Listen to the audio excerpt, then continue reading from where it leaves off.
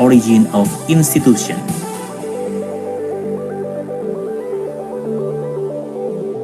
All of participants are expected to mute the audio and only unmute the video during the event.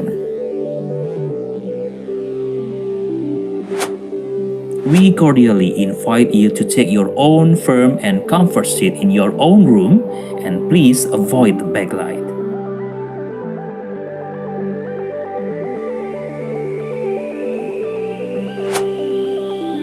Make sure that you have a good and stable internet connection.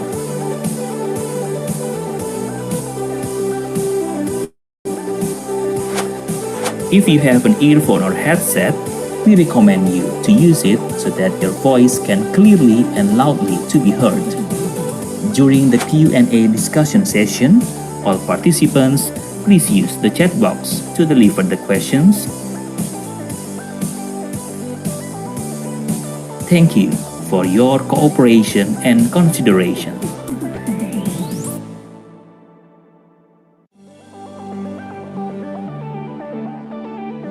Distinguished guests, ladies and gentlemen, before we start commence the program, and here are the following webinar protocol.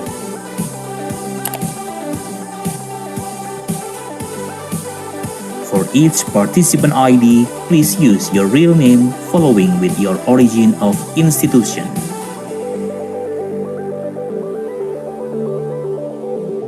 All of participants are expected to mute the audio and only unmute the video during the event.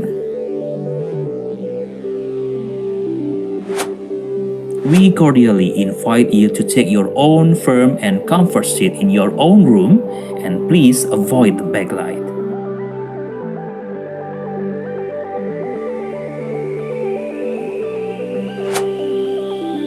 Make sure that you have a good and stable internet connection.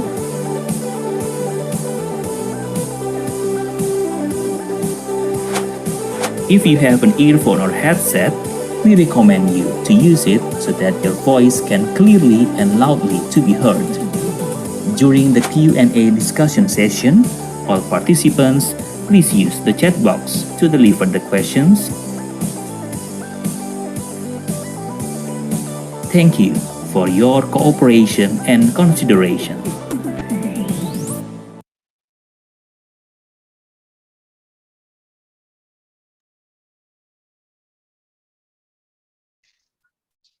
Assalamualaikum warahmatullahi wabarakatuh.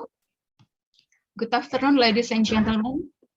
Thank you for your coming to the Researcher and Research Student Enrichment Program. This is the final session of Soft Engineering stream.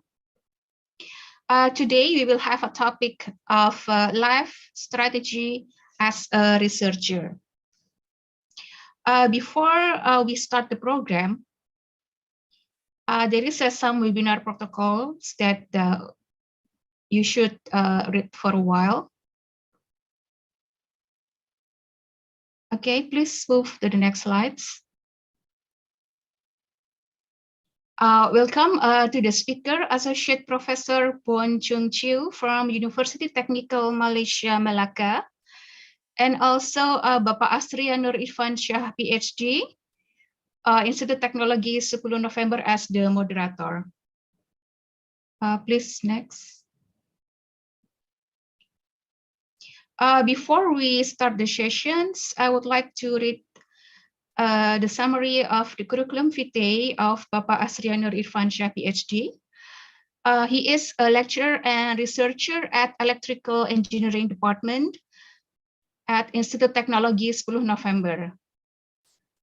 He is also a senior manager for international partnership at ITS Global Engagement. He got the PhD from the University of New South Wales. For the brief profile, at 2021 until present, Bapak Astria is the Vice Secretary IEEE Industrial Electronics Society Indonesia chapter. And during 2012 until 2016, he became the lab demonstrator at University of New South Wales, Australia.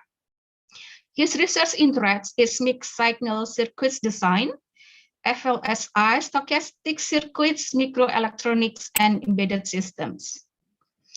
Before we start the program, there is an opening remark from Bapak Asria Nur Irfan Shah, PhD.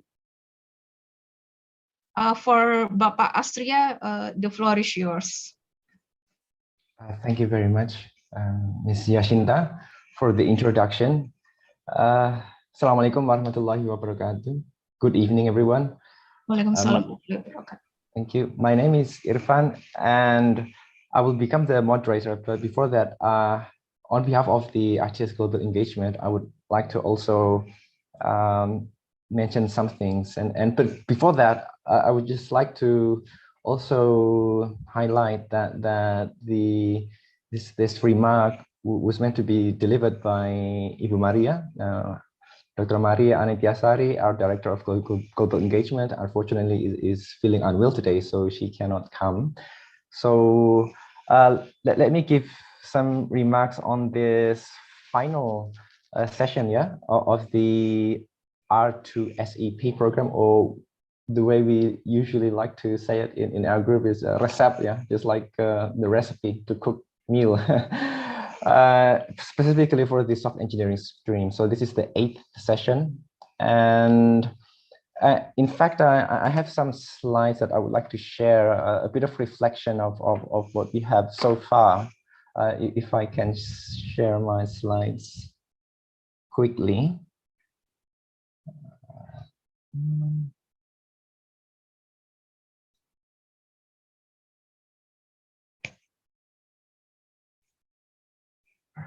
So hopefully it's just will be short. So based on the feedback form that all of you have submitted, most of you are master students and 13% doctoral students, and surprisingly, almost the same amount of doctoral students that are the undergraduate students. And there was this question in the form: how well did you understand the subjects from the sessions? Well, luckily, most of you gained good understanding of the subject, and half of you did, and maybe 38-40%, which is still most of you gained good understanding, and some average understanding.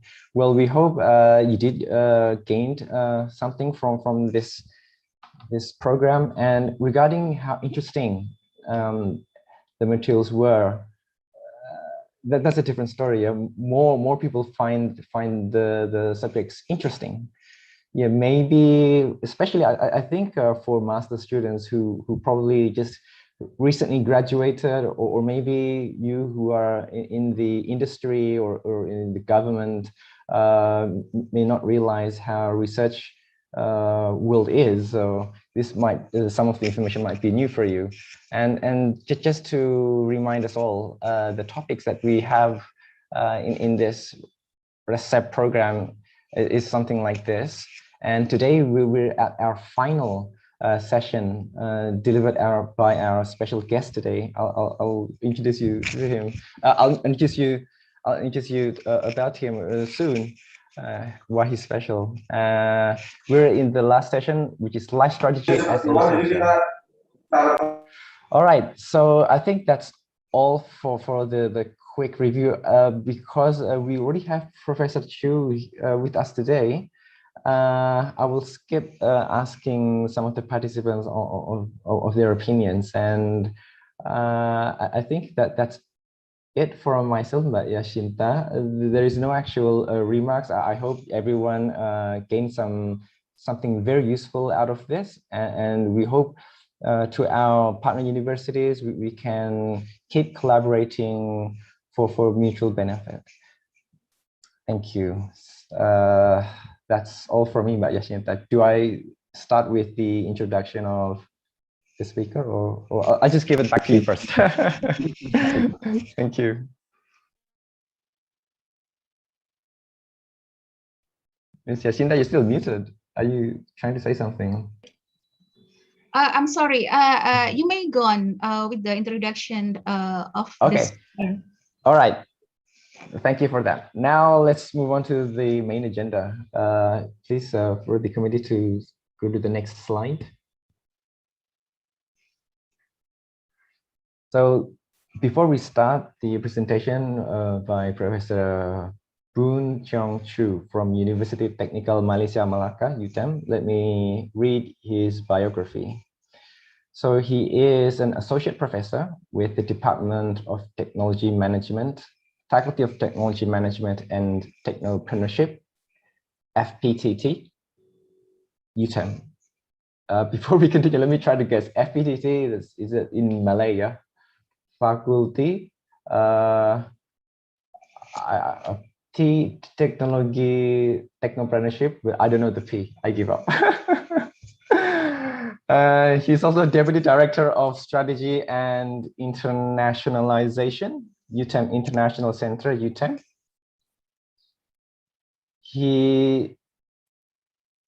He's a visiting researcher. Maybe he was or he's still a visiting researcher with the University of Edinburgh, 2019. He received his PhD in Science and Technology Studies, the University of Edinburgh, 2012. Master in Technology Management Technology from University Teknologi Malaysia, UTM, 2003. He received his Bachelor of Civil Engineering from UTM, Malaysia, the year 2000.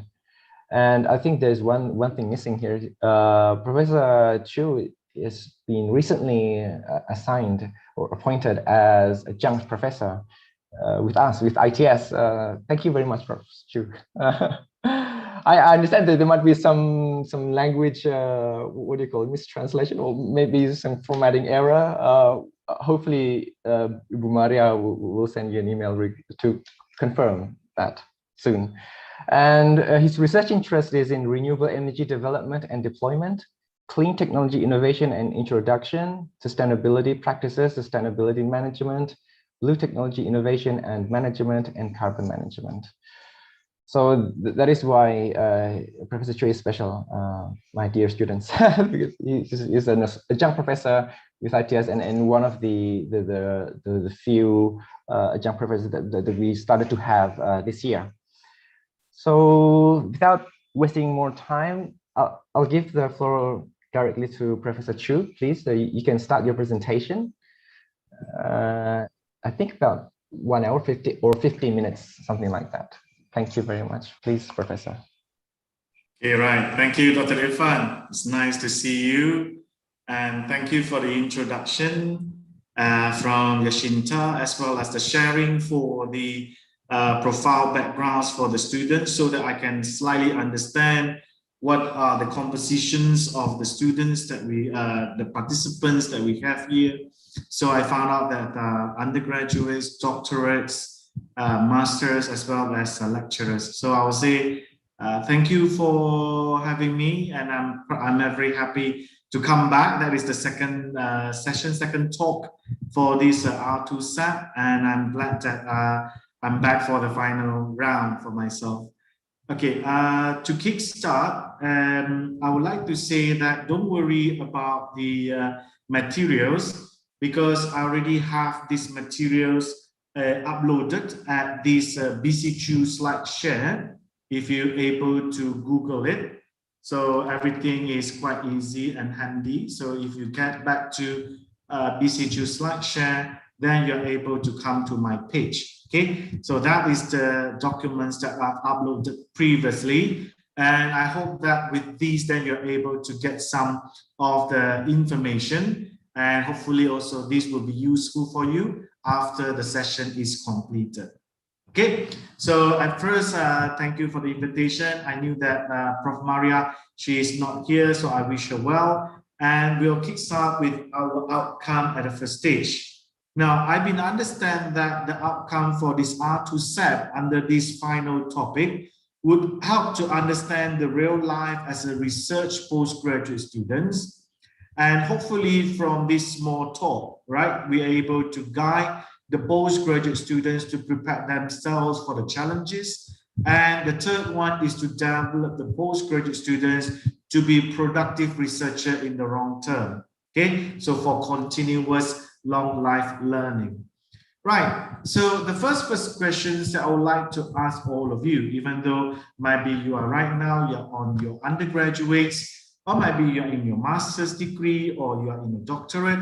So I'm not sure whether do you aware, you know, apart from those soft skills that we always been taught, for example, team playing, public speaking, right? So do you know that, and you aware that the research skills are equally important?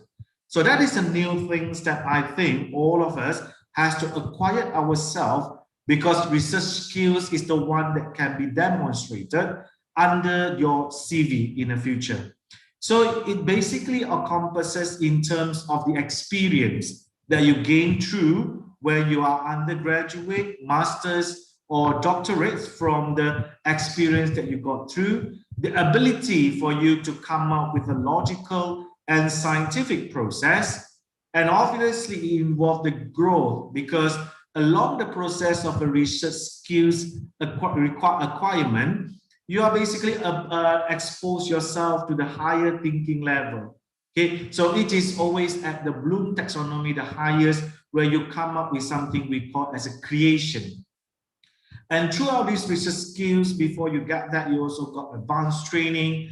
I believe apart from those writing skills, research skills also comes into your qualitative, your quantitative, or any software masteries, as well as any simulations you're able to get through. And all of these will become the knowledge for yourself. And after that, you go through the process of learning through putting yourself into different of the research projects. And after that, you're able to provide yourself with the competence. That's the reason why I said to you, and I shared to you, that the research skills are right now very, very important, apart from those that you remember or you realize, sort of like presentation and so forth. Then after that, you can, with the competence that you have, you can start to provide training to share with your peers, even to other people, so that you also can relearn the entire process. Right? So life strategy as a researcher, that we'll look at the postgraduate students to commence our talk. So at the first stage, I understand that either you are master by research or doctorate by research, or maybe you are taking master or doctorate with a coursework, but you need to produce an academic research thesis.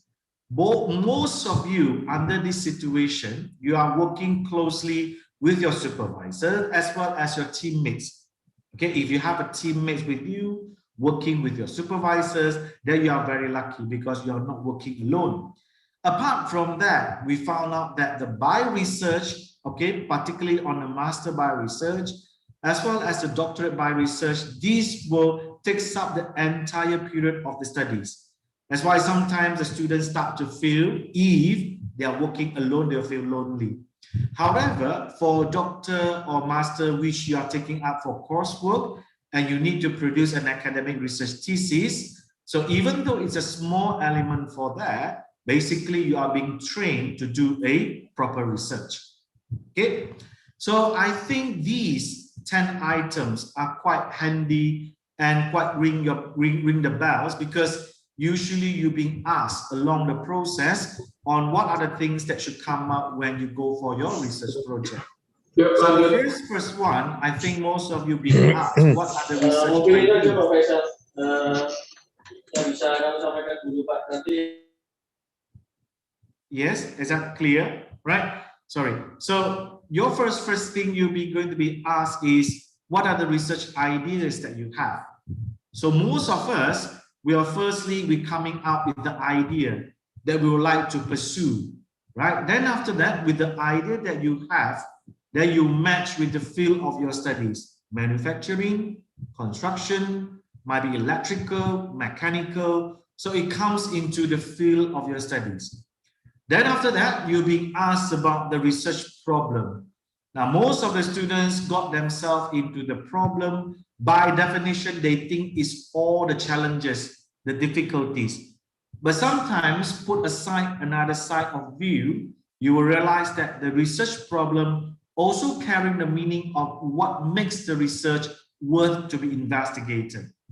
Okay, so that is the one that we should highlight ourselves. And remember, apart from the problem that we are thinking, research problem also signifies and also tells us what are the values and what makes our research interesting and why do we want to start to do our research. And then after that, with that well-defined research problem, it comes to the research questions, the research objectives, right? Then after that, you will be asked by your supervisors to construct the literature review, where you need to start to find the theoretical foundation, the theoretical preposition, or maybe some of you might have heard the terms called underpinning theory. So these are all under the context of how are you going to identify the theory in order to guide your study. Now remember, because we all under academic research as a postgraduate students or the final year undergraduate students, so we need to depart somewhere from the theoretical preposition. And then it makes our academic research unique and solid. Then after that, you'll be asked about the research methods, right? Qualitative, quantitative, observation, simulation, any kind of methods which will derive your data into the coming outcome. And after that, you go for your data collection, right? And after that, you will pursue with your data analysis, which meant that you want to come up with the research outcomes, which definitely will going to answer your research question in number 4, as well as to achieve your research objective in number 4. And finally, you are making your contribution academically, theoretically, knowledge, or empirically, or practically. So all of these are the terms that we get used to. And most of us under the postgraduate studies, even though the undergraduate final year students as well, you are putting all of these elements into a thesis. And the thesis basically is the one that tries to show what are the activities, what are the steps that you have done in order to record the entire research process. Okay, and then you're working closely with the supervisor. And I hope that those already at the end of the stage, you know, the final year PhD or final year masters or final year undergraduates, you were able to help for your juniors to let them to more understand in terms of these jargons or these, you know, abstract ideas, and then help them to master all of these. Obviously, the research project is an academic research, and the ultimate contribution of your academic research are or is, first one is apply the theory into your research. Now, some of us, we have a concept or a theoretical concept or a theoretical framework that we already read from our literature review, and it has been done, for example, somewhere in the United Kingdom or maybe somewhere in Australia. And after that, we would like to apply in Indonesia, for example. So that is the one that we call as apply the theory into your research project. Second one is verify the theory from your research.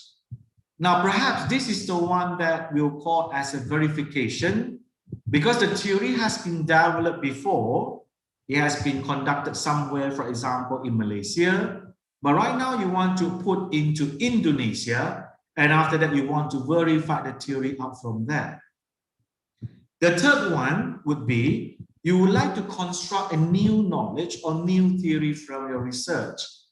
And this is the one that mostly falls under the doctorate students, where you have to come up what we call as a theoretical contribution, okay? In order to construct a new knowledge, push a little bit the boundaries of the existing theory, topping up the theory from your research, make something new for the theoretical contribution.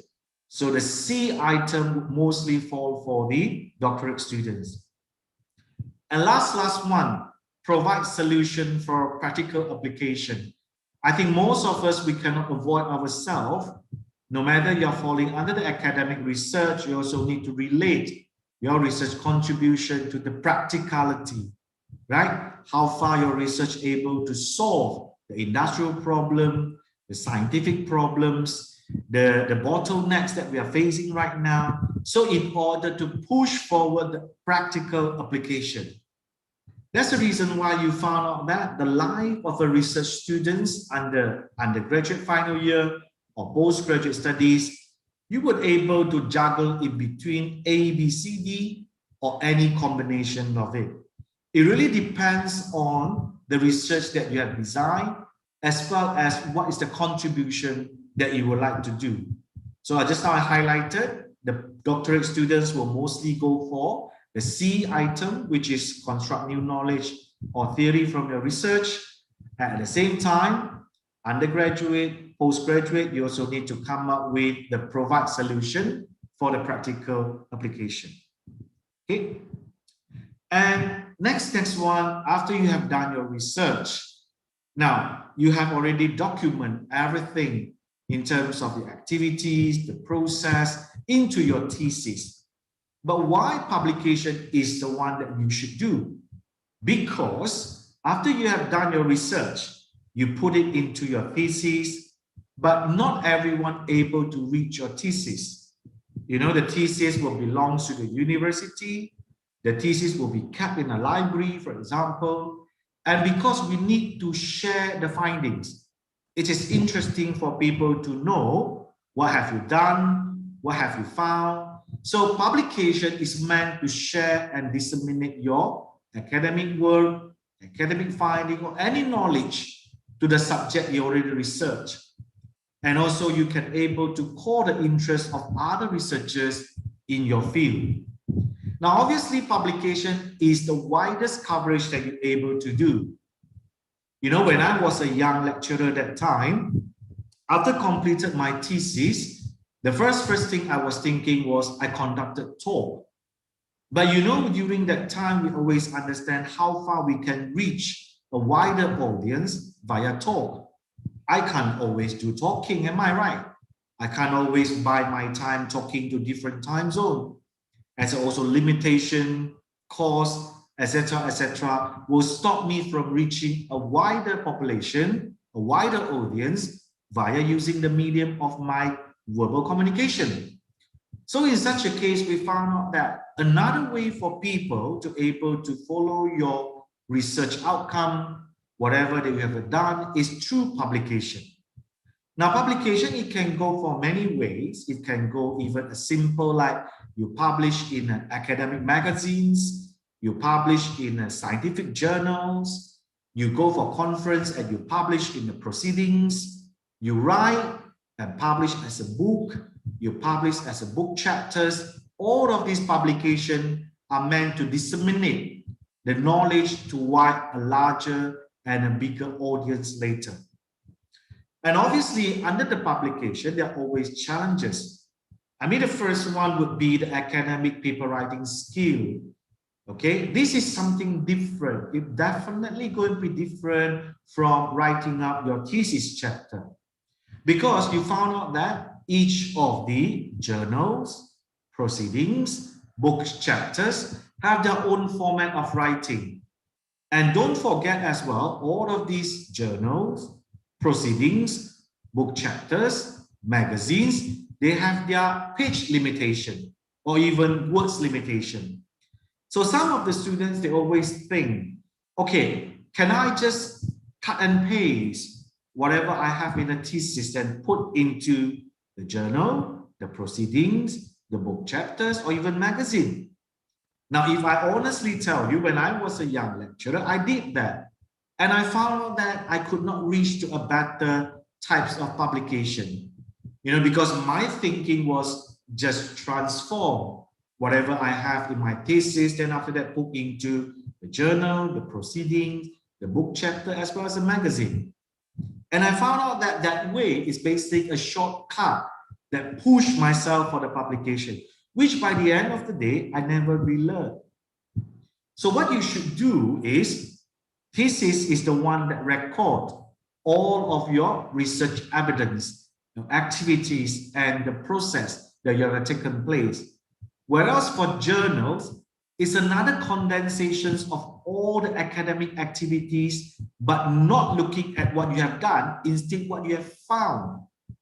what you have found, what makes your evidence so interesting, what are the outcomes. That are the important things, you know, in order to be shared into the journals, the proceedings, the book chapters, as well as into the academic magazines.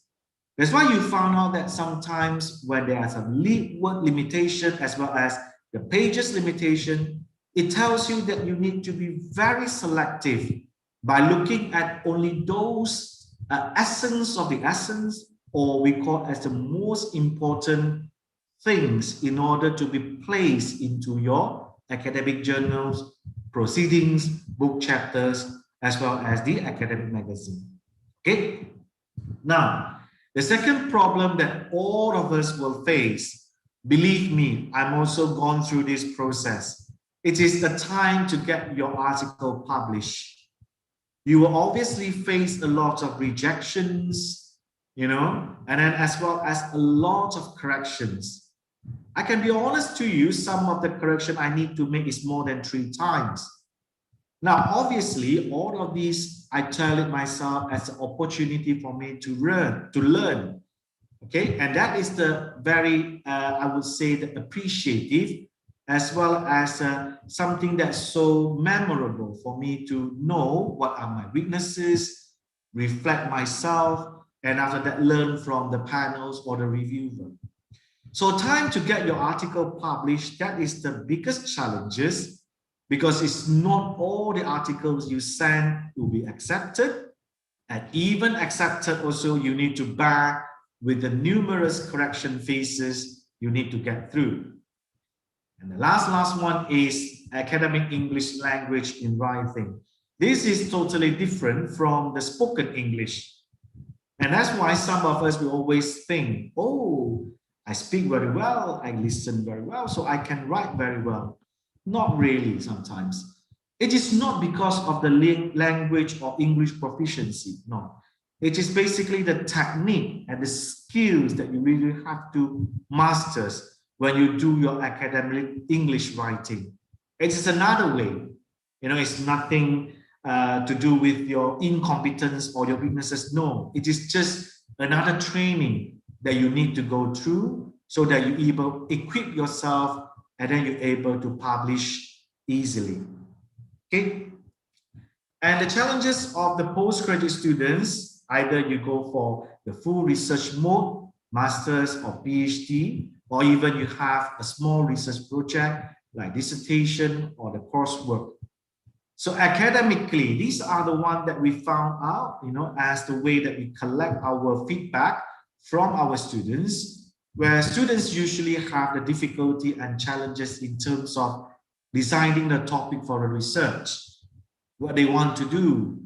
You know, sometimes they might have 1, 2, 3, 4, and they ask them, okay, can you tell me which one do you like?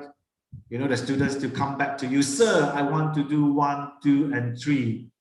I say, no, take 1. Okay, I want to come A and B. I say, no, 1 or 2. Which one do you really like? You just choose one only. Okay. And after that, also, you also found out that academically, there are challenges in terms of the fundamental knowledge. How much do you really go for your understanding in terms of the theory? That's the reason why I always encourage the students to go for the best subject ever that you can master, the most favorite subject that you ever learn, because you have to understand the research should demonstrate your strength, not demonstrate your weaknesses. I mean, for example, if let's say like there are 5 subjects, okay, I'm very good at subject A, I should consider about doing my research in a subject A instead of doing subject E, which is I'm not good at. Then the next one will be the academic capacity in terms of finding materials. How much the literature, the latest journals, books, data that accessible, right? How much training that you have already mastered in terms of the research method? Have you already overcome some of the weaknesses? Do you know that statistical analysis are different from the qualitative data analysis?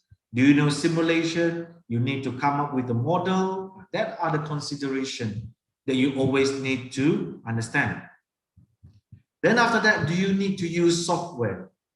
Is it your software up to date? Is it your software available in the university for you to use? Academic writing, how are you going to differentiate between the format, the way of writing a thesis and an academic journals or academic articles? They are different, they are not the same. And obviously the last one would be the contribution. How do you contribute? How does your research outcome, your final findings will be able to contribute, right? Remember, it has to be contributive to the practicality of it, as well as the doctorate students has to think about contribute in terms of the theory or knowledge development. I think personally, number 1 until number 7, if you're really close with your supervisor, working closely with him or her, most of this issue can be helped when you refer and discuss with your supervisor, your departments, or your faculties. Now, from time to time, you also should, talking to your colleagues in the same departments. If let's say like someone who's also doing the PhD, master's, undergraduate programs, the theses, always discuss with them, do a lot of discussion, brainstorming. It will make the things easier for you to comprehend. On the other hand, the challenges of the postgraduate students, either you're full research or you're conducting a research project, the personal and psychological challenges are sometimes become another issue. Now, I would say that those students who are under self-sponsored, or they are coming by their own financial, they always have the challenges in terms of how are they going to manage in terms of financial management. Some of them need to find a research grant, which is not easy. Particularly right now, the world is facing the pandemic, all the budgets and as well as the research grant are being slashed. So you would find out that it is always frustrating, definitely, in order to find a research grant which can support your studies. Secondly, time management. Now, I always tell my students, when you look at the program duration, in Malaysia, you tend, for example, 2 years for masters, 3 to 4 years for PhD. I always tell them that the time management is upon your arrangement. And time slips through the fingers easily if you haven't realized or you never prepared for it. That's the reason why I would recommend all of you, if possible, utilize a proper Gantt chart to control in terms of the time management. Now, some of you might be feeling isolated, okay? Particularly those master or PhD students, you're working your result alone, your supervisors do not have any supervisee, sometimes it happens. Or maybe you found out that your supervisor students graduated, just left you up there. So you also found lonely, you're found discouraged, dismotivated. Sometimes it happens. That's the reason why, as a research student, you should not always isolate yourself. Remember, meet more people, talking to more people, and after that, when you're able to exchange ideas, sometimes it gives you some elevation in terms of the help, in terms of the motivation to keep you further. Next, number 4 is the relationship with your supervisor. Now, if you have a positive relationship so far with the supervisor, congratulations. But there's also another side where some of the students have a negative relationship with the supervisor. So that is the major problem will come through. Now you have to also admit that the supervisors is the one who's going to guide you through for you to achieve the institutional requirement before you graduated. So in such a case, the relationship with your supervisor, you need to be very, very careful and spend time in building it well. Interpersonal skills are welcome. For example, be respectful, be punctual, be responsive when your supervisor asks you, answer call, answer emails. If you're unwell, tell, instead of hide. If you're not prepared, reveal instead of conceal. If you found out that you have a problem about understanding, don't feel shy to ask the question. Supervisors are there to help. That is the function of the supervisor. And the fifth one will be motivation. Now, this is the one that sometimes it happens along the process of your research. You will find out that you are full with confidence at the first stage. You think you can conquer the world. Some of the students might thinking they want to choose the research to get the Nobel Prize. There's a lot of imagination as well as a lot of thinking when firstly you start your study. But after that, when you get to the middle, you might be hit. You might be highly expected. You might become discouraged because of the high expectation, because of the non-understanding parts, because of the highly requirement from your supervisors. You got cultural shock, etc. and etc. You know, sometimes, you know, those students that always think, you know, oh, you know, you are so lucky you can get to abroad and then you can further your study. Yes, but there's one, I believe, if you ask all of your supervisors who come back from their foreign country, one of the biggest challenges that we all face was the cultural shock that we need to overcome. You see, so that's the reason why the motivation itself starts to become in. And number 6 is the one that most of the students have this problem, procrastinations on writing, right? You should periodically keep writing it, you know, instead of you waiting for it. Some of the students, they have the behavior saying that I need to write, but my idea is not yet. No, you write it out. You draw it. You use mind map. So I advise you to use mind map. You can draw it.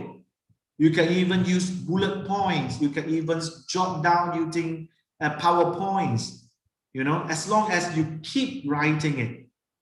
You know, you can't really wait for the beautiful moment, quiet, sunshine, or stars blinking. Then only you see and write. No, there's no such best period apart from the period that you can create on yourself.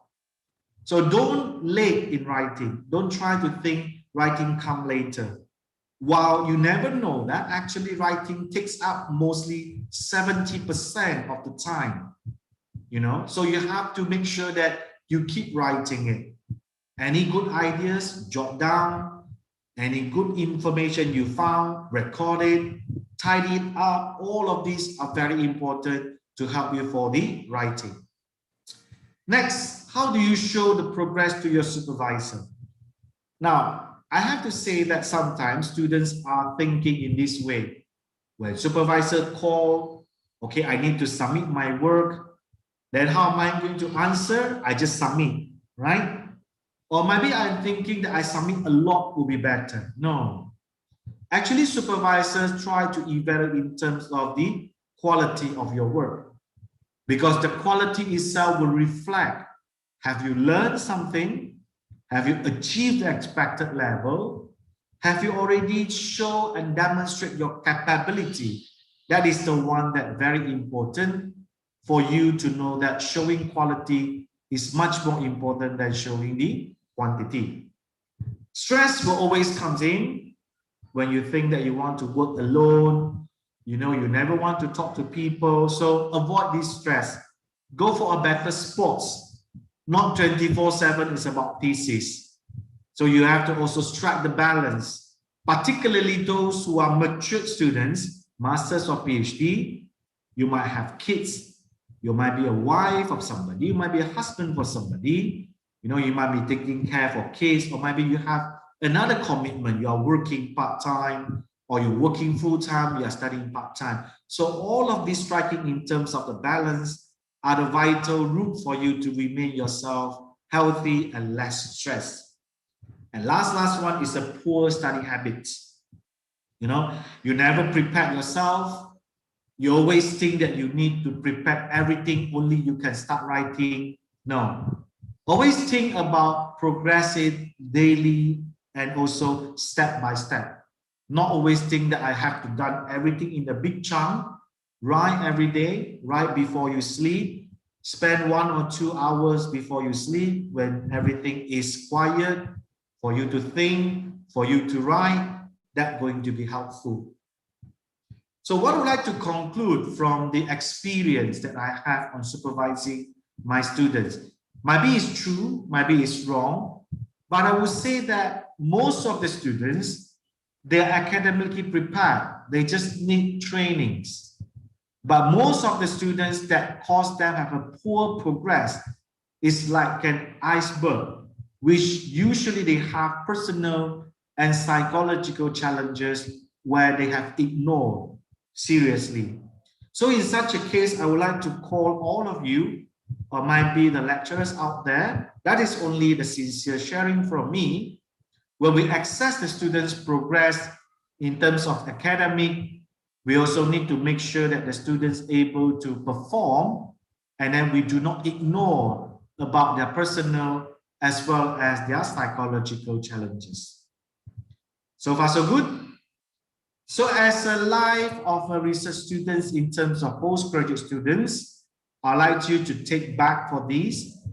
Treat your study is like a project, okay? And focusing on managing these 4 information or 4 parameters.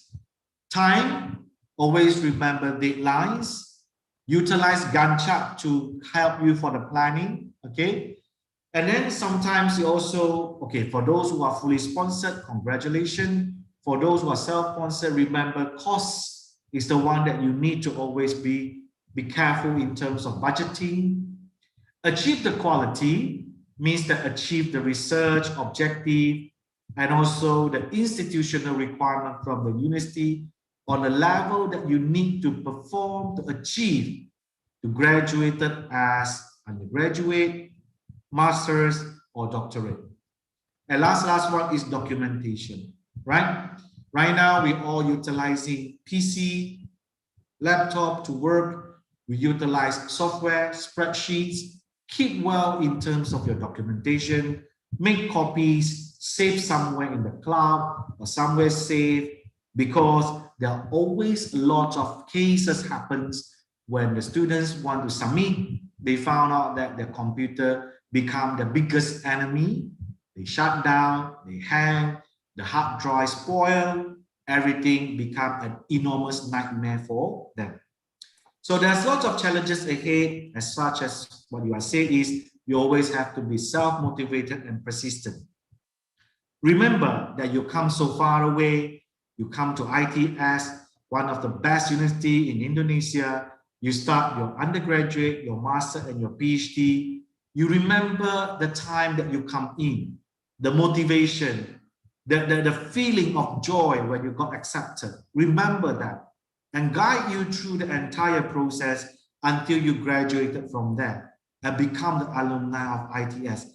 Actually, you would find when you're doing your master's, your PhD, I would like to share in this way, is a self-actualization that you would be very, very proud of once you graduated as a master's or PhD from ITS. That is the one that you will remember for life. Right, so I would like to recommend some of you as well to start to think about these research profiles. If you have time, you should. The first thing is get yourself registered to a proper email. Okay, so it means that if possible, go for a professional email. You know, instead of you're putting yourself, for example, Doraemon at or Mickey Mouse, you know, don't do that. Okay, because you have to start to establish your professionalism by putting yourself visible under all of these profiles. So you have Publons, I think you had that before this under the Web of Science, the Scopus, the Google Scholar should be the first one you should register yourself in, and the ORCID.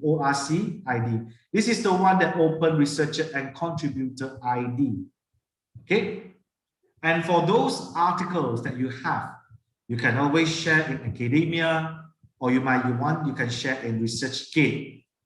And the last one, if I may, I would like to invite all of you also think, maybe some of you already have it, some of you might be in the process, register yourself under the LinkedIn. This is where the platforms of meeting all the people, all the same colleagues into the same field, same expertise, same field of studies will be met together. Okay, so that is the one. So I would like to share a little bit like academia, okay, would be a platform to gather all of the papers.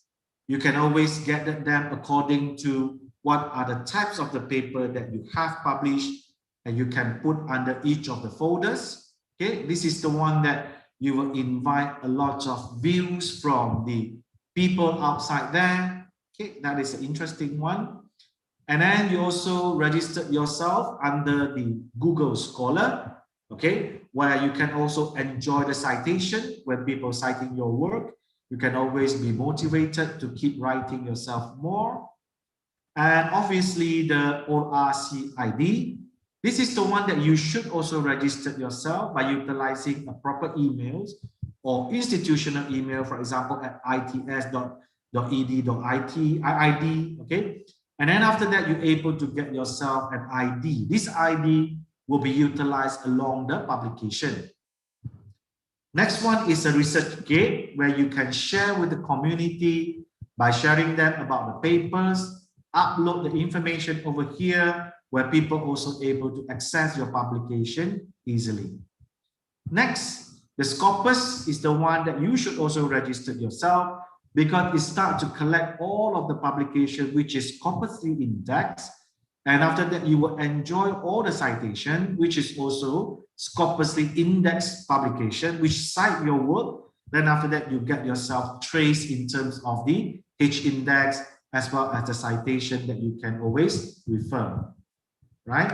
So I hope that this is helpful. The next one will be Publong. This is the one that also under the Web of Science. So it's categorized under the index under the Web of Science. So you're able also to gather in terms of what are the publications that you have, and then the publication that you got the citation. Another one is if let's say like you have some PowerPoints to share, or whatsoever things that you want to share with people, SlideShare is also one of the common platform that everyone will share in terms of the PowerPoint. Okay, so over here, this is the place that we go for paperless. We can reach a wider audience out there when you have this platform with you. And then the last one, as I mentioned, would be the LinkedIn, where this is an online platform where you can perceive it like just like an CV. And you can always register yourself and you connect with those people who might share the similar interests, similar discipline, etc. and etc. And from here, I can sit to you, I connect with them, I conduct some of the discussion with them.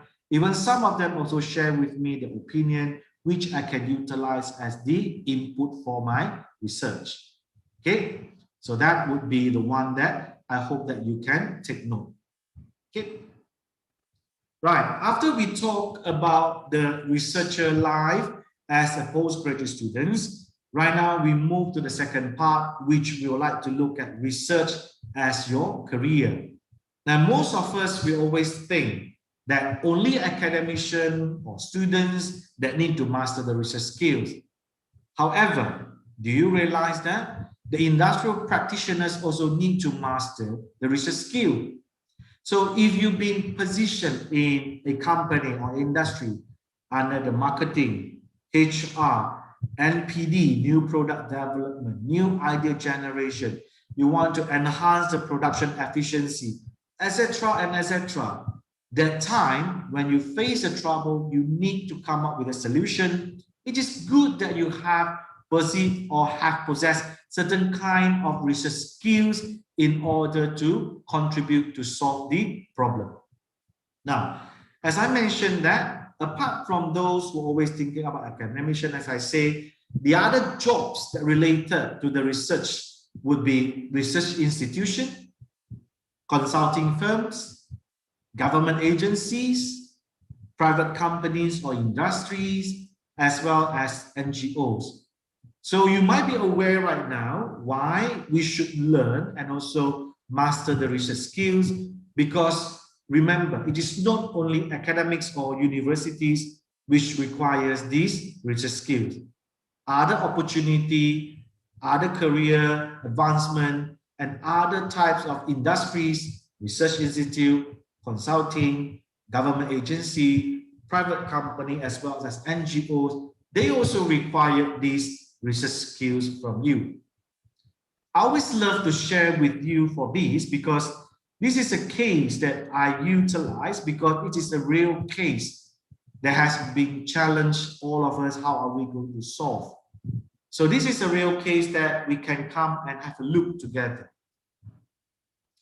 Now imagine that you are a marketing team leader for a mobile phone app, right? So right now we are all famous with the mobile application, right? And after you do the promotion, you have already got 1,000 customers who use the free version of your mobile app. Maybe you invented a Indonesian map or Surabaya map, for example. And this Surabaya map is the one that you are gathered all the favorite restaurants, all those very famous food you put on the map so that you help the travelers to come. Then after that, they can enjoy the food. They can go down the route, you know, like a treasure trail in order to find the food, hunt the food.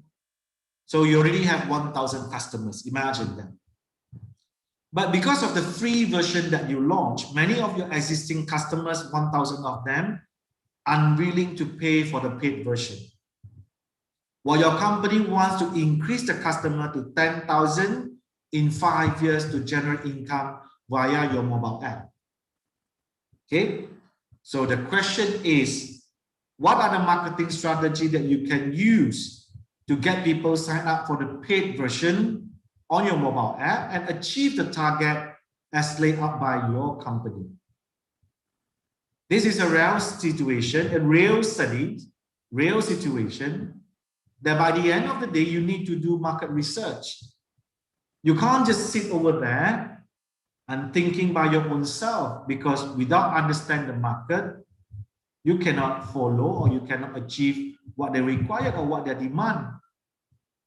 Because you already give them to utilize the free version. 1,000 people already signed up. How much do you need to charge? How do you charge? First one. How much do you need to charge? Your companies want it to be income generation, right, guys? 10,000 in 5 years. Is it viable? That's another question for you to think. How are you going to do promotion?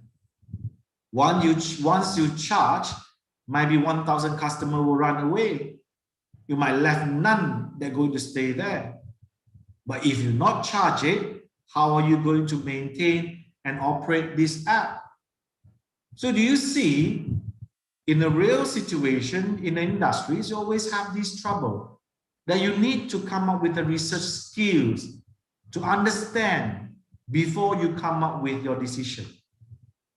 So in such a case, I hope that you start to appreciate, okay, the quality as an industrial researcher that you must have is you have to be passionate about the work.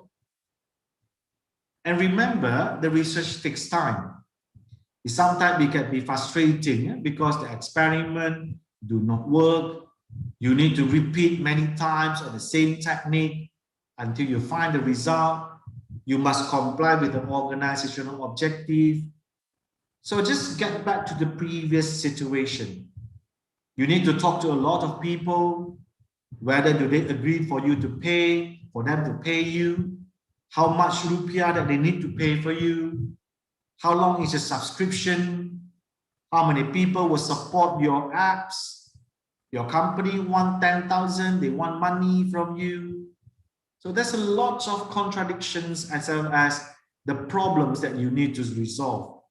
That's why it's no more about coming with the idea randomly or picking the ideas from the air. Instead, you really need to listen, conduct the research, understand what the market wants to tell you. Then only you're able to achieve what you want to pursue as your organizational objective. So real life as a research under the SURES 2018, you found out that yourself as a researcher over here, you generate the idea, okay? Then after that, what you want to do is you're thinking about methodology and also the framework, what I should do, Then you enter into the real world problem solving situation. Like just now, the case of the apps. And you take part in the action so that you're able to reflect into involvement. What I should do? What are the information I should gather? Do I need to talk to the 1,000 customers that right now utilizing my mobile apps? Or do I talk to those non-1,000 customers? Means that those that potential outside there. That is the action that you need to take part. And after that, you lead to the findings. What are things that you can share and helps you to do a better decision making? Now, I also have time to find some of the information, particularly those that the current one from Indonesian advertisement that they're hiring on the research officer, right? So what you can see over here, this is something quite recent when they're looking for the research officer under MICRA, okay? And then this is on the 5th of March 2020. So over here, let's look at the job description and the requirement. So it asks that under the direction of Research Innovation Unit, the researcher will assist day-to-day research activity in a timely and accurate manner. And they need master bachelor degree in social science, economy, development study, agriculture. They need you to have minimum 2 years of experience in research activity. So right now you can start to comprehend and appreciate that you have adequate training when you do your study or you did your study in ITS. And after that, you need to have knowledge, intensive engagement with various forms of social activities. You cannot be alone. You cannot always think that, okay, you just come and report to me. You need to go down. You need to meet people. You might need to speak different languages, right? Like in Malaysia, we need to speak like different languages to go to different areas for data collection. You have to have the knowledge of qualitative and quantitative. You need to have a strong computer skills, organizational skills, attention to detail. You need to be willing to travel out of town, not just sitting in the office under the aircon, yeah, working under the demanding schedule. Don't always think that your respondents will cooperate with you. Some of your respondents might cancel their appointment. Proficiency in English, verbal and writing is an advantage. So this is the one that we call, okay, second one. It's also come from Indonesia, from Jakarta. And this is Transcosmos, Indonesia. And the job scope. So they ask you to do a call center assessment and research for new prospect and propose sales to the recommended service and operation models. So you need to create the new service to existing contact center project and prospect client. You have to collaborate with digital marketing service to create new service, and you back up the project management officer. So the requirement D3 or S1, experience in the same field for at least 1 year, and then they require you for the GPA, see the good analysis and presentation skills, good communication, fluent in English, both verbal and written, able to work with target under pressure, and have experience in digital marketing. Then the next one, we come on the research officer also. Okay, that is the one that yuk kirimkan CV-mu sekarang, right? So it's put in Indonesian, merencanakan penelitian bersama divisi research, mengkonsultasikan progres penelitian kepada ahli, mengumpulkan dan menggelora data, menulis laporan penelitian. And after that, the requirement, mahasiswa atau sarjana ilmu sosial, pengalaman meneliti menggunakan wawancara in-depth dan questionnaire. Betul? Tertarik dengan studi tentang keluarga, memiliki passion untuk bekerja dalam perusahaan sosial berorientasikan penelitian. So you see the criteria. And the last one also getting from another organization. So this is the research on impact of the regional dynamic of violent extremist of Islam communities in Indonesia. So the responsibility asks you to conduct the research at a specific location. You might need to do field observation. You have to do literature study. You have to do interview. And then you need to write the document, the reports, present the research to the team leader. You have to coordinate the team leader, the researcher during the research process. And you have to attend internal and external meeting. Requirement, at least master degree in social science, minimum of 5 years extensive and proven experience in policy research. Okay, so that is the way that you start to demonstrate your capacity because you're already well trained during your study in ITS. Excellent understanding and minimum of 5 years of hands-on experience in qualitative research, excellent writing skills, able to work well on a team as well as individually, conduct field research, have concern and experience in human rights, democracy, religious tolerance issues in Indonesia, and regional level. Then after that, if possible, then you can submit your CV and your writing in March 2019. So after we have seen from these 4 advertisements, right, calling for the research officer's position, we can start to realize that there are few skills additionally that will be required. For example, organizational skills. How do you remain efficient, accurate? How do you solve problems? How do you complete your task to achieve the organizational objective? How do you make sure that you're proper in time management, working under the demanding schedule? How do you do data analytical skills? There are some of it require qualitative, quantitative, correct? Some of them require you to do presentation skills, okay? And then you have to have a verbal and writing good English command. And then one of it also requires you to have a teamwork. And some of it might be asking you to have an open-minded on this case. So what we have seen from this situation is all of these advertisement and opportunity to further the research as your career are out there. And this career that really can bring excitement as well as learning process requires not only about the research skills as well as other soft skills that you need to have together so that you're able to perform and also develop your career along the process. Now, finally, I would like to say thank you for the participation and also attention. I hope that I already shared with you. The first one was about the research life as a postgraduate student, master's or PhD or doctorate, or even final year for the undergraduates. And after that, there are some of the elements about the researcher that you would like to take as a career. And both of them have also similarities in terms of the characteristic. And hopefully for all of you, I would say that good luck with your research process.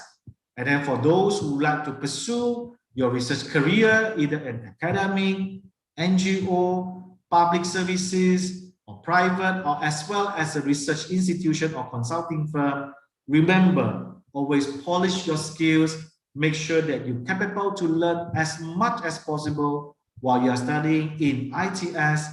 And after that, all of this will become a valuable competence for you to absorb and also practice in your workplace. With that, thank you very much for the time spent. And I'm looking forward for any question and answer to enrich our discussion. Thank you.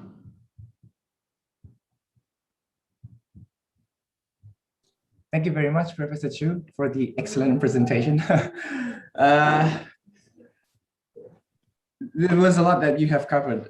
Initially, first of all, I would like to appreciate that you took the angle of the research student's point of view first. Yeah, the life strategy as a research student. And when you finished talking about that, I thought that was it. But then you opened up our mind. That was just the start. I mean, after you graduate, there's still the whole world of the, in your work, not only as an academician, but also wherever you work in the industry or the government, NGO, and so on. Thank you for explaining all of that to us. Thank you. You're welcome. Before we move on to the questions and answer sessions, I just want to share my small research just now. FPTT is Fakulti Pengurusan Teknologi dan Teknowirausahaan. Is that yeah, techno-usaha. All right. Yeah. Oh yeah, okay. I think we need to try to adopt the technopreneurship, because as far as I know, we don't have the Indonesian word yet for that. Yeah. Okay. There are some questions already in the link provided by the committee. There are some questions. Let me just open that up. So the first question comes from Iman Taufik Daulai from ITS. I'll just read the question from him. Currently, I know the methodology for the thesis from the subject that I followed. However, to create a problem, it's quite difficult due to some options to choose as a thesis. What should I do? For the references, I have collected them too. So would you like to give some comments on that? Okay, sure. I think I will give a general one instead of a specific one, because I have not got adequate information about your field of studies. But as I would say that the question is about the research problem, right, Dr. Irfan? Right, Dr. Irfan? Research problem. As we always realize, students tend to think research problem is the problem, masalah, you know, something that's so difficult. But apart from this original interpretation, research problem also carrying the meaning of what makes it worth for you to study. So if I may, I can share with you, there are approximately 4 or 5 types of research problem that you can think about it. And after that, you might be able to discuss with your supervisor. So the first one is a real problem, you know, real problem. For example, the company keep having the trouble, the turnover is too high, people leaving the job. So that is the first real problem. Okay. Second one is a problem, but this problem is not specific. This is a world problem. So some of you who are pursue the discipline about, for example, greenfield environmental studies, ICTs, we all share the common problems. For example, cybersecurity, climate change, you know, poverty, as well as terrorism. So all of these are common universal problems. So under the context of problem, I repeat, there are specific problem as well as the universal problem. Okay. Now, the next one would be, do you found any kind of under research or any gaps that you want to fill up? So that is what we call theoretical problem. Now, for example, you found out the theory said so and so, but you found out that the theory has not been updated, or might be the theory already not come to the latest stage. For example, if let's say like today, we want to study, you know, the patient who are having their treatment in a hospital, and then the students thinking, sir, I would like to utilize customer satisfaction as my theory. Then I would tell him, no, this is not customer satisfaction anymore, because that should be something to do with patient satisfaction. So there's also a gap in terms of the theory where you want to bridge and change in terms of the customer satisfaction towards to the patient satisfaction. So that's a theoretical gap. The fourth one would be, we call as a methodological gap, where you found out that, okay, at the first stage, the study utilizing A method, and then you found you have a B method that you would like to test. You might be want to utilize new method, new approach, and then you would like to come up whether a similar result or different result. So you can conduct this type of study by utilizing from the angle of the methodological gap. So this also can consider as the research problem. Now, finally, the fifth one I always call as innovation, which also means that no problem, but we want to put something innovative idea on top of that. So it means that the things so far so good, not much problem, but we want to do something in order to enhance the value. Okay, for example, people always say, okay, we can go for example, we already in the ICT platform, so we utilize online banking to solve the problem. Okay, so online meeting, online teaching is the one that platform we're utilizing right now when the world is under pandemic and social lockdown. But apart from continuing it, what are the innovative things that we can come out with?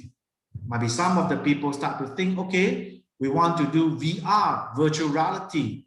You know, apart from what we want to do about online teaching, we can do VR, we can even do about multimedia, maximization, utilization, or any kind of platform. So these will consider as the way that we want to topping up in terms of the problem that we want to put an innovative value on that.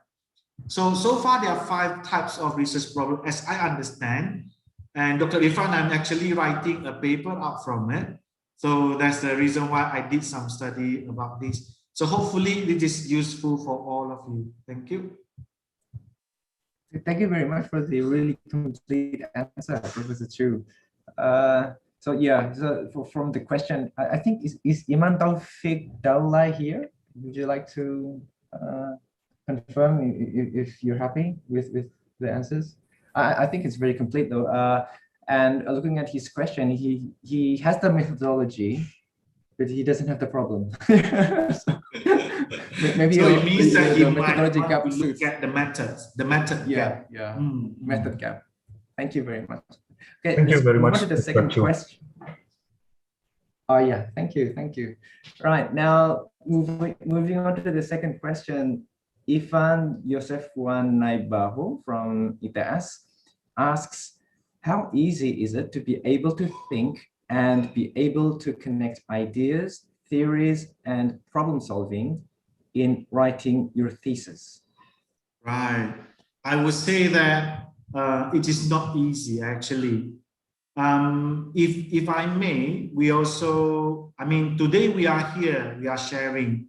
It's not because we are wonderful, but because we learn through the process.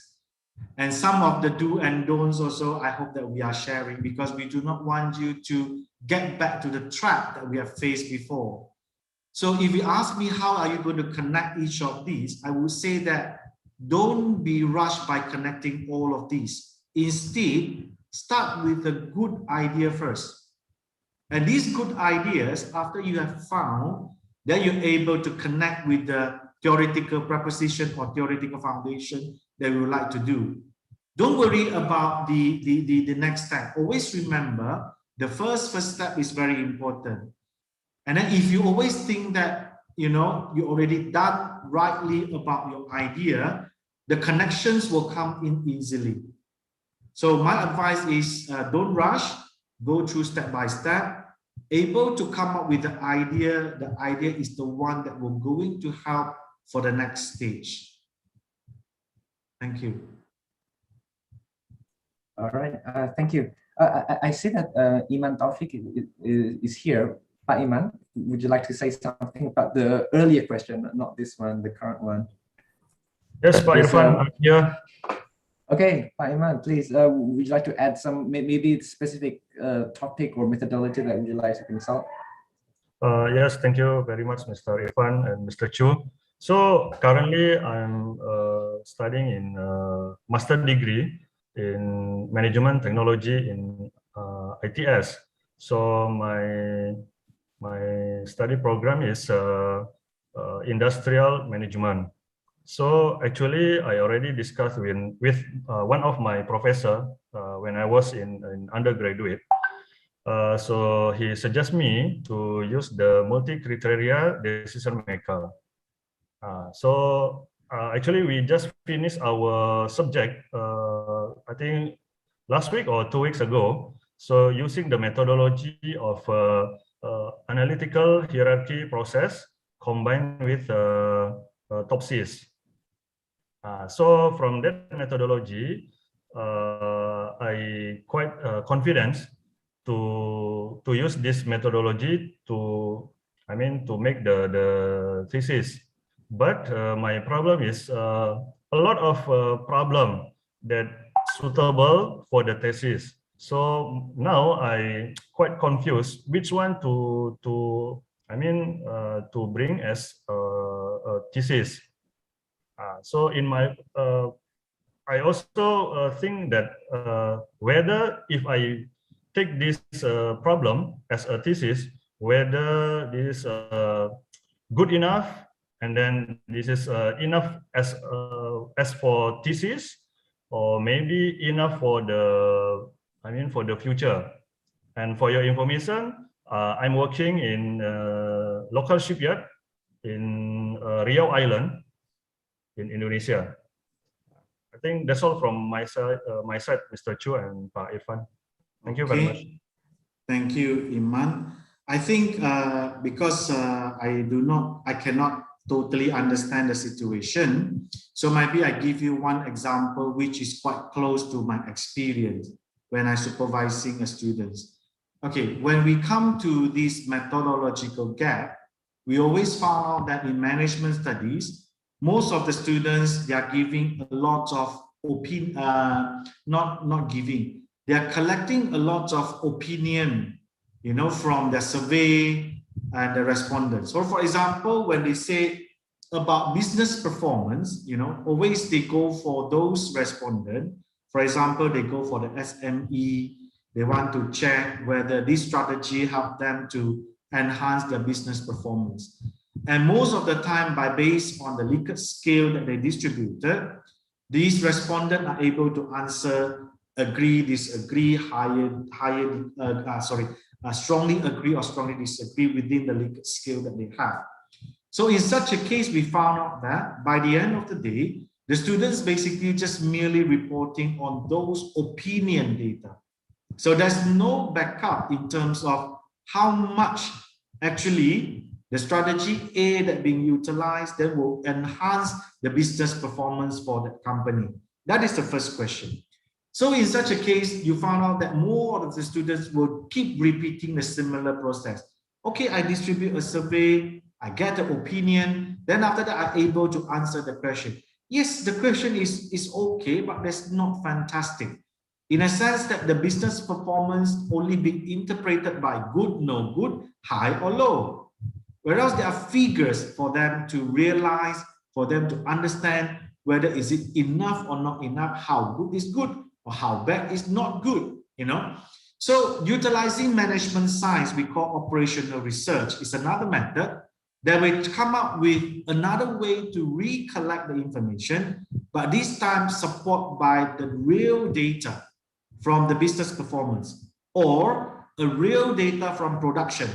You know, we are not talking about high-low productivity. How much is the real productivity when you adopt this method? For example, you want to adopt lean manufacturing, right? How much achievement that you can go for it.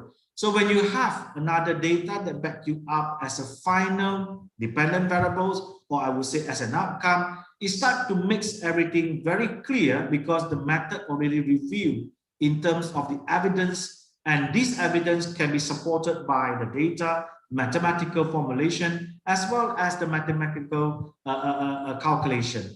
So I would like to say is, Mr. Iman, whether this is the one that going to be fulfilled of your masters, I think it's good that you can discuss with your supervisor because it's always have the institutional requirement.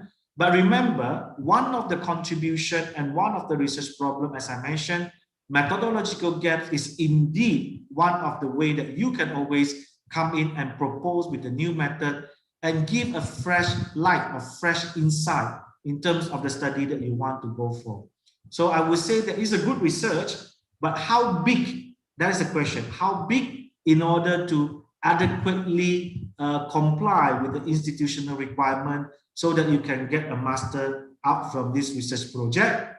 That is the one that you should require to refer to your supervisor. Okay. Okay, thank you. Thank you very much, Mr. Chu. But actually, I want to continue my question if still have the time, Pak Irfan. But okay, please. Okay, Pak thank you Iman. very much, Pak Irfan. So, Mr. Chu, according to your presentation, so you mentioned about the paradox, in my opinion. For example, you mentioned there that company wants to increase the number of customers, but in other side, they also want to increase the, the price. So this has happened what I face here. So I'm in commercial department. So following all the tender and then looking for the customers and then make the customer satisfied to our goods and services. So every day I'm facing the paradox. I mean, my boss wants, oh, I need more customers, for example. Then you should increase your price. You should increase your profit. So because costing also under my department. So in my opinion, if I choose this methodology, from the AHP and the top 6 combination, using the we call multi-criteria decision making. So in my opinion, this methodology can make a solution or solve the problem with this paradox. So what do you think about this, my opinion, sir? Yes, Iman. That's why I mentioned that. You see, conventional studies about management, people, when, for example, your boss asks you to say that I want to increase the price, I want to get the customers. That is a paradox. How much do you want to increase and how much customer that you want me to have? So most of the management people are go through the process of brainstorming. So they keep shouting up the numbers. But what is the numbers that can maximize the return for the customers, the maximum points that we want to go for? Simply like a linear programming process. What is the point that intervene in terms of the pricing and as well as the customer that you really can come back? So as I mentioned, that there's a lot of method in terms of understand and also determine this solution. That's why when you have a proper scientific multiple criteria decision-making approach, then you're able to come to a better conclusion. That is the one that we really appreciate. And secondly, Mr. Iman, I believe when you have these multiple criteria for decision-making, you start to have more and more variables that you can put in order to come up with your model, correct? You might have time, you might have price, you might have quantity. You might also need to have also what types of these customers profiles that you want to go for. Is it male or female? So a lot of variables starts to make sense when you're utilizing a new approach in order to determine it. That's the beauty of utilizing different approach by looking into the similar research and come up with either similar findings or different findings. It doesn't really matter. But we appreciate the method itself start to shed a new light into the research. That is what we appreciate. Yeah. I see. So actually, I already do some little research. I try to search from the Google and then to collect all the thesis, all the academic writing. So if I propose using this methodology, nobody has done this before. So in my opinion, this is the great point for me to if I use this methodology and the problem. The second thing, my question, Mr. Chu. So what do you think if we combine with the statistic knowledge, the statistical methodology? Because in statistic methodology, quite different with multiple criteria decision making. For example, if we have the set of data from respondents, for example, from the questionnaire question.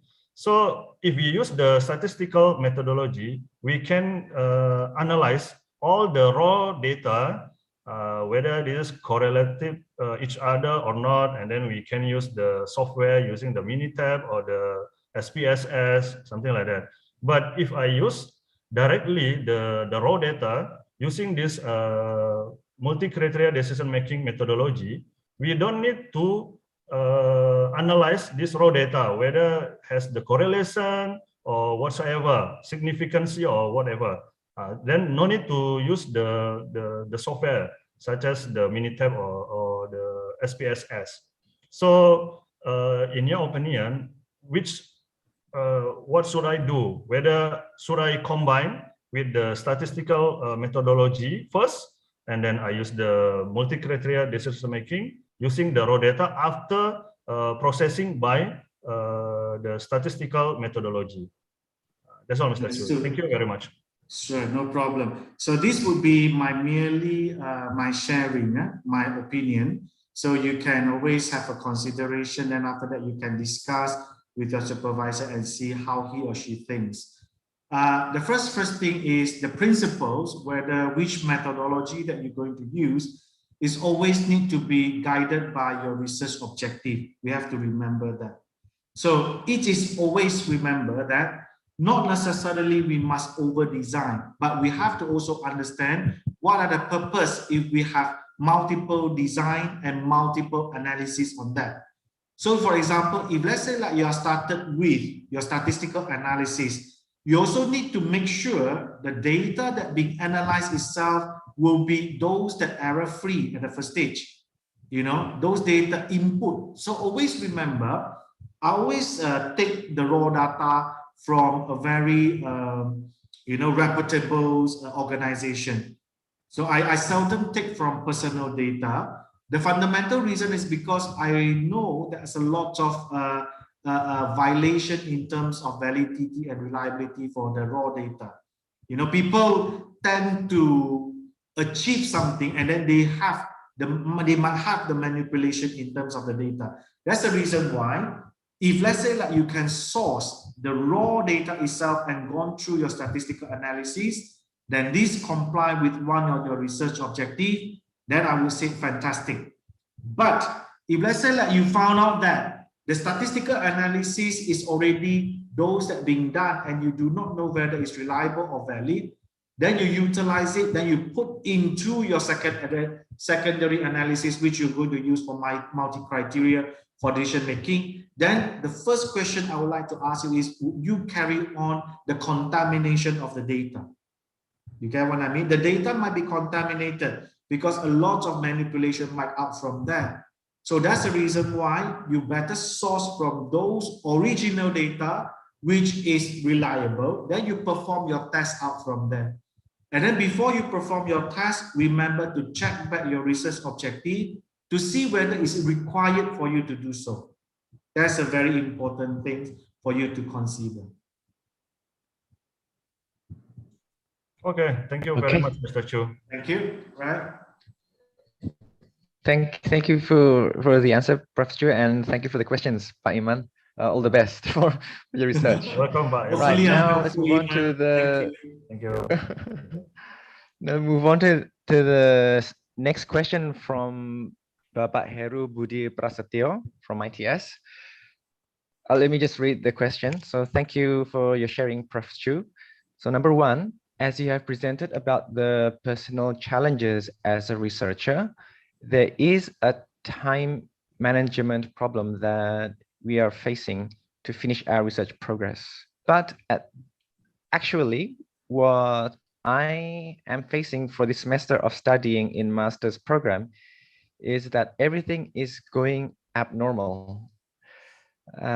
As I am a student parallelly as an engineer at field of project from my company, there are so many planning in my head or in my note paper. If I write it down as a Gantt chart, maybe it would take more than 10 times revision because of many activities that requires my time to do my job at the field.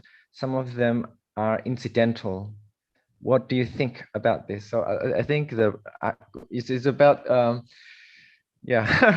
interruptions to the plans. And then number two, what have you done? What you have done for finding a new idea for your research before?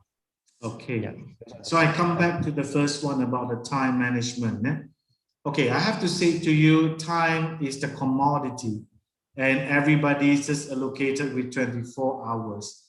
And what you should do is always remember this commodity cannot be bought by anything. It is the most precious commodity that you have. So what I would like to say is basically the Gantt chart that I propose is just a way to guide you through about the phases. But don't overthink by designing it into too detailed, or maybe you're thinking that if you miss any due dates or any date, then you feel absolutely bad about yourself. No, this is not the reason that you do Gantt chart. So I would say that understand yourself as a person who are working at the same time. Understand the pandemic gives us enough headache. I would say that in a way, maybe you can start to think, you know, how are you going to utilize your expertise as well as your availability in your workplace by designing or importing or change your research idea or research area by accommodating your working place, if possible. Now, this is also one of the strategies we are helping all those working students, because they are the one who have to juggle a lot of things together. You know, some of them, they have to take care family, working, studying, you know, a lot of things. So usually when we started to supervising them for their master's or PhD, the first thing is we would like to ask them is how comfortable you are and how confident you are able to get the data. Now, everything can be done easily in a sense that you're able to get all your chapter 1, 2, 3 by the management under your supervisor. We're able to guide. The only things that start to make it difficult is when you want to get your data collection. So this is the major problem that most of the students are facing. If possible, I would advise just now what I said, relate to the workplace and able to obtain the data from your workplace and then put into your study, if possible. You know, then it will help to alleviate and also try to reduce the pressure that you have by complying both your job of the deadlines as well as the timelines that you need to finish your study, where you might also facing a lot of challenge after all. So that would be the first I would like to say. The second one is, how do I get the idea? I'm the person who always love to read, and I always love to read things and also listen. I always develop myself a habit where I always, you know, reading newspapers, okay, watching news from the world news. I still have my a little bit habits where, because I graduated before from outside, from the UK, so I still used to read the news, you know, from BBC, looking at the newspapers, check their parts where they have always scientific discovery, particularly in the BBC, the website, you know, it has the science or technology discovery, watching more types of documentaries, talk with people, you know, all of these could be a very good input to keep you updated with the information that you would like to gain in truth. So that would be my little trick where I update myself in order to get more ideas. Yeah, hopefully the suggestion was helpful. Thank you. Pak Heru, would you like to add something?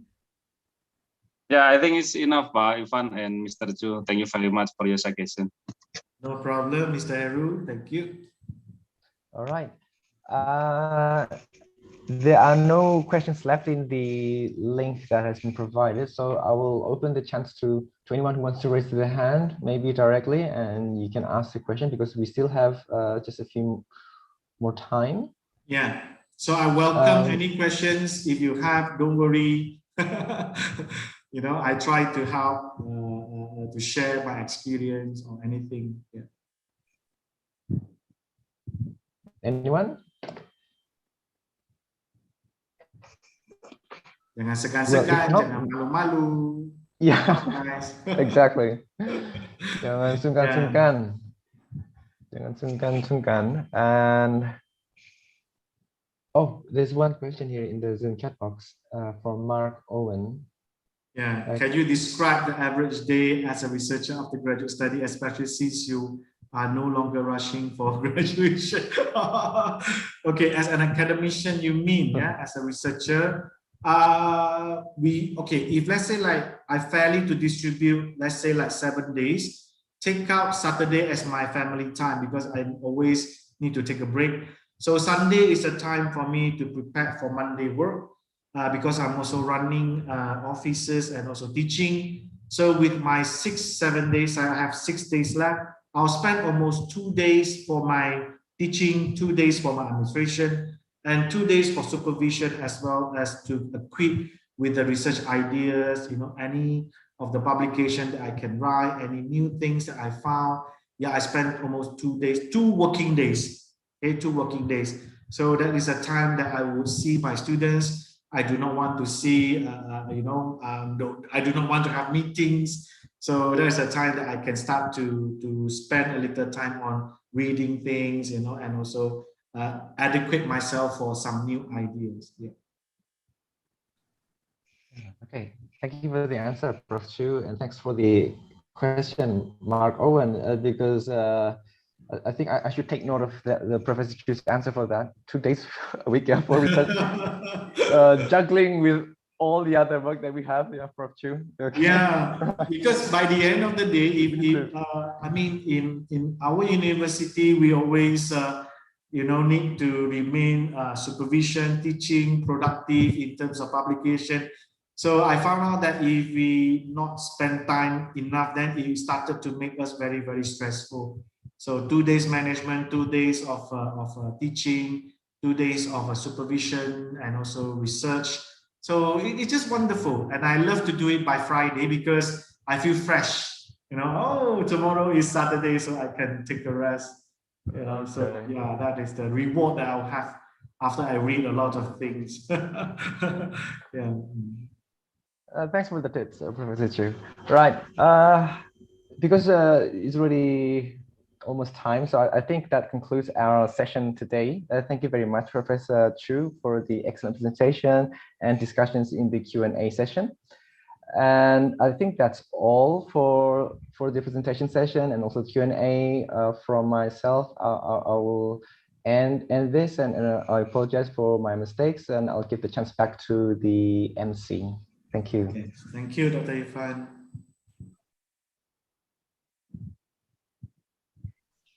You're welcome, Professor. Yeah. Thank you for the excellent presentations, Prof. Boon, Cheong, Chu. Okay, for the next sessions, for the operator, please move to the next slides. We would like to give our token of appreciations to the speaker today. This is our certificate of appreciation to the Associate Professor Boon Cheong Chu. Thank you for your fellow contribution to us today. Thank you. Thank you very much for having me here. Yeah, okay. Please move to the next slides. We would like also to give our appreciations to Bapak Astria Nur Irfansyah PhD as the moderator for the sessions today. Terima kasih, Mbak Yashinta. Yeah, okay. Please move to the next slides. Okay, this is our last sessions of the soft engineering program. And we would like to have taking pictures together as our memories that this is the final sessions of our last week. Pak Seno, would you please to take picture of all of us? And also for all the participants, please turn on your camera. Okay, are you ready? Pak Seno mulai taking pictures ya. Minta tolong. For all the committee, okay. Please smile. Okay, please smile. 3, 2, 1.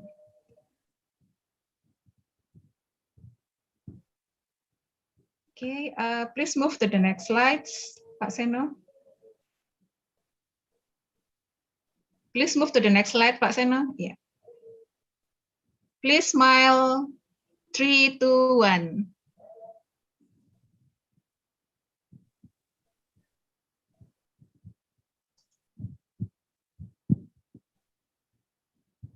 Okay, please turn on your camera. Okay, 3, 2, 1. Smile. Okay, thank you for all the participants today, and thank you for Professor Boon for your presentations today. And we will see maybe in the next semester for the other RESEPs program. And thank you. You may leave the room for all the participants. Okay, so thank you very much, guys. Thank See you. you guys Bye. soon. Thank Take you very care much, and Professor keep Chu. working hard for your masters and PhD. Thank you. Keep Thank you, working Prof. hard. Take Thank you, care. everyone. Bye-bye. Thank you. Thank you, Prof. Chu. Thank you.